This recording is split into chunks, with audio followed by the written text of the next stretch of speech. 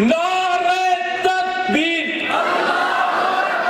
मेरा प्यारा प्यारा, मेरा प्यारा प्यारा, मेरा राज दुलारा, मेरे दिल की धड़कन, मेरे चैन का आलम, मेरे चैन का आलम, मैं मर जाऊं तो मेरी कब्र पे लिखना, मेरे खून से लिखना। जब माँ से पूछा तो ममता बोली, जब बाप से पूछा तो शफकत बोली, पारों से पूछा तो झिलमिल बोली। जीवे जीवे, जीवे जीवे, जीवे जीवे, जीवे जीवे।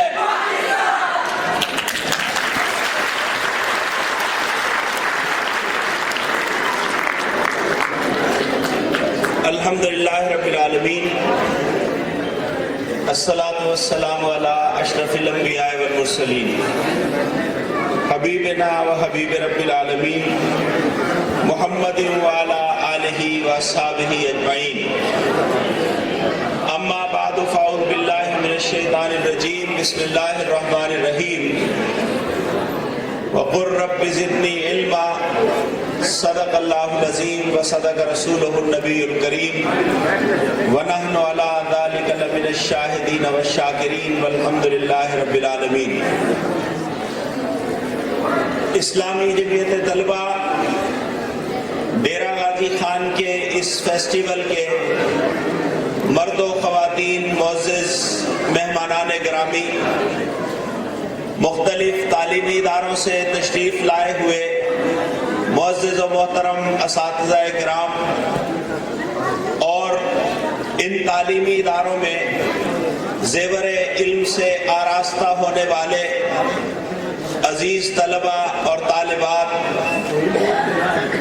बेटों और बेटियों, मुझे खुशी है कि आज इस्लामी जमीयत तलबा ने इस खूबसूरत हाल में आर्ट्स काउंसिल के इस छत के नीचे इस खूबसूरत एजुकेशनल फेस्टिवल का एहतमाम किया है।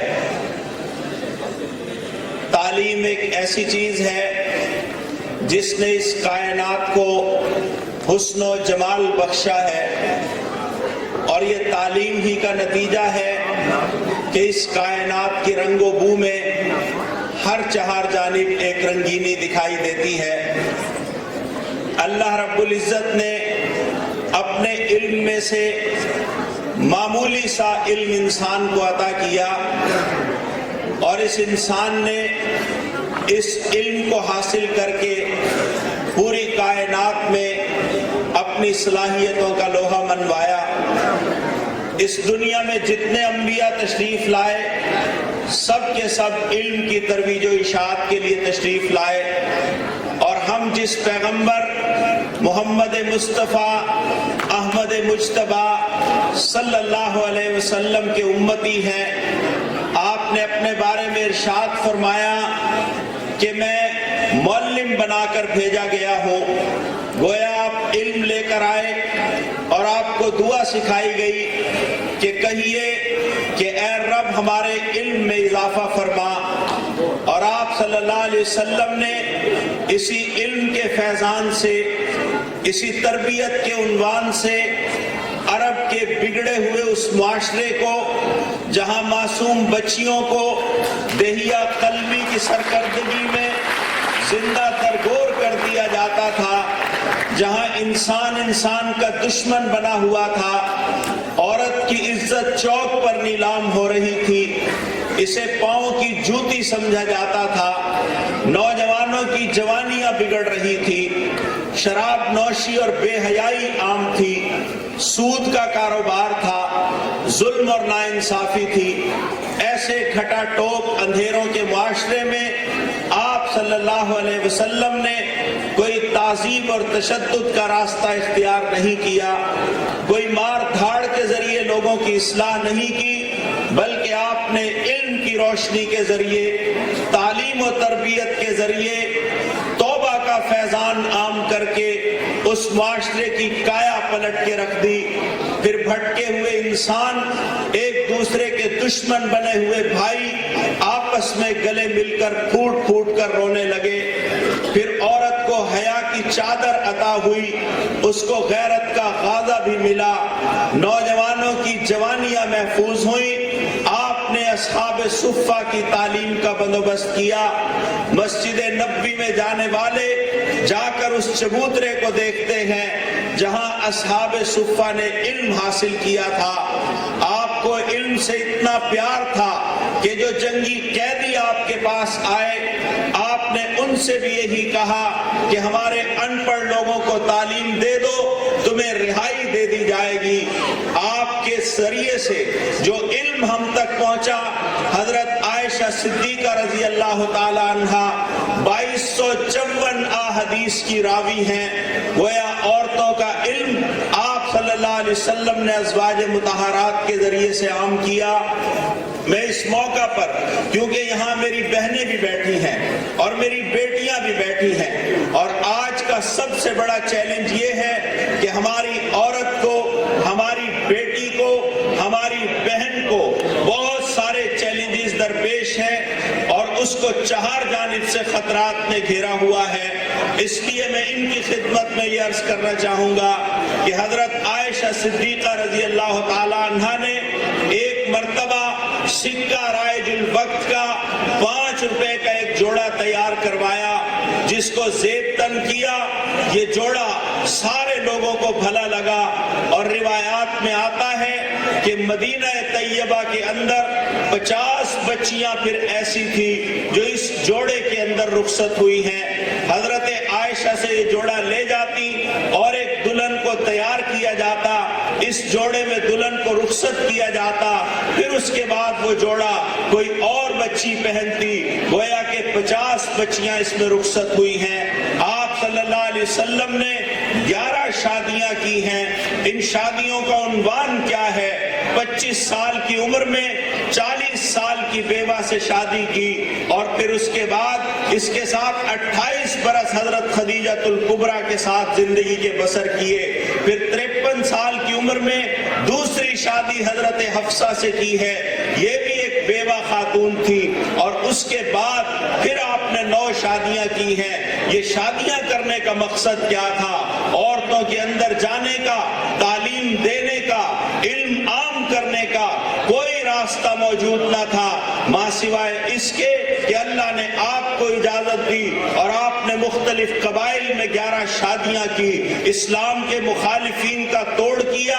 انہی خواتین کے ذریعے, حضرت سودا کے ذریعے, حضرت صفیہ کے ذریعے, حضرت ام ہانی کے ذریعے علم کو, روشنی کو مختلف قبائل کے اندر عام کر دیا. یہ علم کا زیور تھا جس نے پھر عورت کو وہ سب کچھ عطا کر دیا جس کے لیے عورت کو دنیا میں بھیجا گیا تھا. پھر اس کو ماں کا مرتبہ دے دیا, اس کو بیٹی قرار دے دیا, اس کو بہن بنا دیا, اس کو بہو بنا دیا, اس کو ساس بنا دیا, اس کے مختلف عنوانات سجا دیے. پھر ان کی گود میں وہ معصوم بچے پلے اور بڑھے جن کے نام پھر بعد میں طارق بن زیاد رکھے گئے, جن کے نام محمد بن قاسم رکھے گئے, اور یہ امت کے ماتھے کا جھومر بن گئے, جنہوں نے اندلس کے اندر جب یہاں دنیا میں امریکہ میں گھٹنوں گھٹنوں کیچڑ تھا, اس وقت مسلمانوں کی عظمت رفتہ یہ ہے کہ قرطبہ میں اسٹریٹ لائٹ ایجاد ہو چکی تھی, پریس چھپ چکا تھا, اخبارات چھپنا شروع ہو گئے تھے. یہ علم کی میراث مسلمانوں کی میراث تھی, اور آج کے دور میں بھی اگر ہم نے ترقی کرنی ہے, اس دنیا میں عروج کا راستہ دیکھنا ہے, تو وہ علم کے علاوہ اور کوئی راستہ نہیں ہے. میں ایک حدیث آپ کے سامنے عرض کر, نبی اکرم صلی اللہ علیہ وسلم نے ارشاد فرمایا کہ اگر تم دنیا حاصل کرنا چاہتے ہو تو علم حاصل کرو. پھر آپ نے فرمایا اگر تم آخرت حاصل کرنا چاہتے ہو تو علم حاصل کرو. پھر آپ نے ارشاد فرمایا کہ اگر تم دنیا اور آخرت دونوں کو حاصل کرنا چاہتے ہو تو علم حاصل کرو. اب سوال یہ پیدا ہوتا ہے کہ دنیا بھی علم کے ذریعے ملتی ہے, آخرت بھی علم کے ذریعے ملتی ہے, یہ کیسے ملتی ہے؟ اس لیے کہ ایک ڈاکٹر جس نے MBBS کیا، پھر اس نے FCPS کیا، پھر وہ ماہر امراض دل بن گیا، اور یہ ماہر امراض دل جب ایک دل کا آپریشن کرتا ہے یہ 5 لاکھ روپے فیس وصول کرتا ہے۔ اور اسی جیسا انسان ہے، اس کے بھی 2 ہاتھ ہیں، اس کی بھی زبان ہے، اس کے بھی کان ہیں، اس کی بھی چلنے پھرنے کی صلاحیت ہے، لیکن وہ اس کے ساتھ ٹھہرا ہوا ہے، اس کا اسسٹنٹ بنا ہوا ہے، اس کا خاک روب بنا ہوا ہے، اس کو مہینے میں 20,000 روپے نہیں ملتے، لیکن ڈاکٹر علم کی بنیاد پر 2 گھنٹے کے آپریشن میں 5 لاکھ روپے کما لیتا ہے۔ اگر تم دنیا حاصل کرنا چاہتے ہو تو علم حاصل کرو۔ ایک انجینئر کاغذ اور پینسل اٹھا کر نقشے بناتا ہے، لیپ ٹاپ کو سامنے رکھتا ہے، کمپیوٹر اپنے سامنے رکھتا ہے، گھروں کے ڈیزائن کرتا ہے، شہروں کے ڈیزائن کرتا ہے، اور ایک ایک شہر کو ڈیزائن کرنے کی کروڑ روپیہ فیس لیتا ہے۔ ایک ایک کالونی کا نقشہ بنانے کے لیے لاکھوں روپے کی فیس وصول کرتا ہے۔ اگر تم دنیا حاصل کرنا چاہتے ہو تو علم حاصل کرو، اور اسی طرح آپ دیکھتے چلے جائیے فن تعمیرات کے جتنے شاہکار ہیں، یہ چلتے ہوئے بجلی کے بلب ہیں، یہ چلتا ہوا پنکھا ہے، یہ ٹھنڈی ہوا دیتا ہوا ایئر کنڈیشنر ہے، یہ آپ کی کلائی پر بنی ہوئی گھڑی ہے، یہ آپ کے ہاتھ میں موبائل ہے، موبائل میں بجتا ہوا الارم ہے، موبائل میں آتی ہوئی کال ہے، دنیا سے ایک دوسرے کے کنیکشن ہے۔ یہ کس بنیاد پر ہوا ہے؟ علم کی بنیاد پر ہوا۔ اور یہ علم کس کی میراث تھا؟ میں اس موقع پر یہ بات اگر یہ عرض کروں تو آپ کے لیے شاید حیرانی کا باعث ہوگی، گھڑی کس نے ایجاد کی تھی؟ یونس ساکی ایک مسلمان سائنسدان تھا جس نے سورج کی شعاؤں کو اکٹھا کیا اور وقت کو گھڑی کے اندر سمو کر رکھ دیا۔ حبش حابس کون تھا؟ ماہر ریاضیات تھا،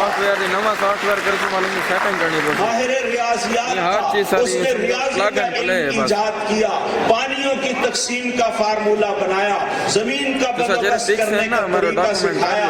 یہ جابر بن حیان کون تھا؟ اسی نے موم مجامہ جس کو آپ پلاسٹک کہتے ہیں یہ ایجاد کیا، تیزاب اس نے بنایا، چمڑا رنگنے کا کام اس نے کیا، درجنوں ایجادات کے نتیجے میں اس نے پوری دنیا کو نیا راستہ دکھا دیا۔ الغرض آپ جتنے نام گنتے چلے جائیں گے مسلمان سائنسدانوں کے نام ہیں۔ قاسم زہراوی نے آنکھ کا پہلا آپریشن کیا تھا، سرجن کہاں سے تیار ہوئے، یہ سب کچھ ہماری میراث ہے، لیکن آج گوا دی۔ ہم نے جو اسلاف سے میراث پائی تھی، سریا سے زمین پر آسمان نے ہم کو دے مارا، ہم نے علم کا دروازہ چھوڑ دیا، اس کے نتیجے میں ہم دنیا کے اندر غلام بنا لیے گئے۔ میں یہ عرض کر رہا تھا، حدیث کی روشنی میں عرض کر رہا تھا کہ دنیا حاصل کرنا چاہتے ہو تو علم حاصل کرو، آخرت حاصل کرنا چاہتے ہو تو علم حاصل کرو۔ یہ آخرت کا علم کون سا ہے؟ آخرت کے جتنے مناظر ہیں یہ بھی سب قرآن میں ہم کو دکھائے جاتے ہیں۔ قرآن اور حدیث کا علم بھی دراصل سائنس کا علم ہے، اور یہ ایک لمبا موضوع ہے۔ اگر میں اشارتاً یہ بات عرض کروں کہ اللہ تعالیٰ قرآن میں کہتا ہے کہ اذا السماء انفطرت، جب آسمان پھٹ جائے گا، وَإِذَا الْكَوَاكِبُ انتَثَرَتْ، جب ستارے بکھر جائیں گے، وَإِذَا الْبِحَارُ فُجِّرَتْ، جب یہ سمندر پھاڑ دیے جائیں گے، وَإِذَا الْقُبُورُ بُعْثِرَتْ، جب قبروں کو کھول دیا جائے گا۔ اس میں پورا سائنس کا علم ہے، یہاں سائنس کے طلبہ بیٹھے ہیں۔ وَإِذَا الْبِحَارُ فُجِّرَتْ پر اگر ہم بات کریں تو اللہ نے پانی کو بنایا، اور اس کا فارمولہ یہ ہے H2O، 2 حصے ہائیڈروجن کے اور 1 حصہ آکسیجن کا، ایک آگ لگانے والا، دوسرا آگ کو بھڑکانے والا، لیکن اللہ نے اپنی قدرت سے ان دونوں چیزوں کو اکٹھا کر کے پانی بنا دیا جو آگ کو بجھانے والا ہے۔ لیکن جب اللہ اس کائنات کو ختم کرے گا تو وہ کیا کرے گا؟ ان خاصیتوں کو الگ الگ کر دے گا، پھر ایک آگ لگائے گی، دوسری آگ کو بھڑکائے گی، اور پھر یہ آگ بھڑکتی ہوئی آتش فشاں تک پہنچے گی، اور پھر یہ اڑتے ہوئے پہاڑ آپ کو نظر آئیں گے۔ یہ ساری سائنس اس میں موجود ہے۔ اللہ تعالیٰ قرآن مجید کے اندر کہتا ہے الم یکن نطفۃ من منی یمنی، پوری بایو اس کے اندر ہے، بایولوجی کی پوری تعلیم اس کے اندر ہے. ہم نے تمہیں ایک حقیر سی بوند سے پیدا کیا، پھر اس کا لوتھڑا بنا، پھر اس کی ہڈیاں بنی، پھر اس کے اوپر گوشت ہم نے چڑھایا، آنکھوں کو بنایا. ماں کے پیٹ میں انسان کو سب کچھ ملتا ہے، روشنی بھی ملتی ہے، ہوا بھی ملتی ہے، آنکھوں کی پلکیں بھی وہی بنتی ہیں، آنکھیں بھی وہی بنتی ہیں، ہاتھوں کے ناخن بھی بنتے ہیں. انسان کی تشکیل ماں کے پیٹ میں ہو رہی ہے. یہ پورا بایو کا علم ہے. اللہ تعالیٰ قرآن مجید میں ارشاد فرماتا ہے وَمَا مِن دَابَّةٍ فِي الْأَرْضِ إِلَّا عَلَى اللَّهِ رِزْقُهَا. یہ جتنے پرندے پھر رہے ہیں جن کو فضاؤں کے اندر ہم نے اڑایا ہے، یہ کس چیز کا علم ہے؟